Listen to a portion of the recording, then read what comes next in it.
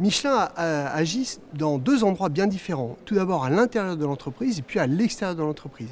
À l'intérieur de l'entreprise, nous avons depuis mars 2019 notre PDG Florent Menegaux qui nous a dit « tout doit être durable ». Il est donc essentiel que tout devienne durable, que ce soit dans nos produits avec des pneus qui vont consommer de moins en moins d'énergie, de moins en moins de ressources de la planète, avec des offres commerciales qui sont maintenant, qui tendent vers des offres de services et donc qui sont là au service du produit et non, on ne se contente pas de vendre un produit, on vend un service, ce qui nous permet de nous assurer que le produit est utilisé de façon la plus responsable possible jusqu'au bout de sa fin de vie et donc avec vraiment un respect de l'environnement le maximal. Donc ça c'est à l'intérieur de l'entreprise. Maintenant, à l'extérieur de l'entreprise, Michelin est extrêmement investi dans un certain nombre d'organisations, que ce soit autour de Moving On, le sommet qu'on a créé en 2017 autour des mobilités durables, où on a rassemblé des gens, des citoyens, des villes, des pays pour travailler autour de la décarbonation du transport.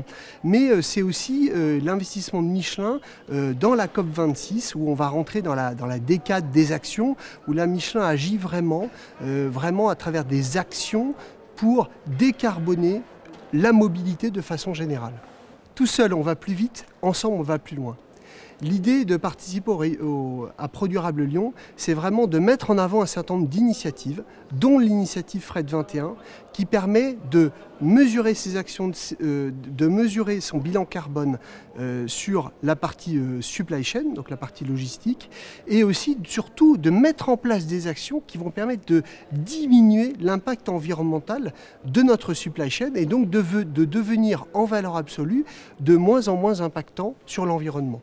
En fait, comme entreprise, et surtout pour ma partie sur la partie supply chain, nous avons besoin de deux acteurs. Nous avons besoin de tous nos homologues, tous les autres chargeurs, les transporteurs, l'écosystème transport, de se mettre à travailler ensemble pour la décarbonation.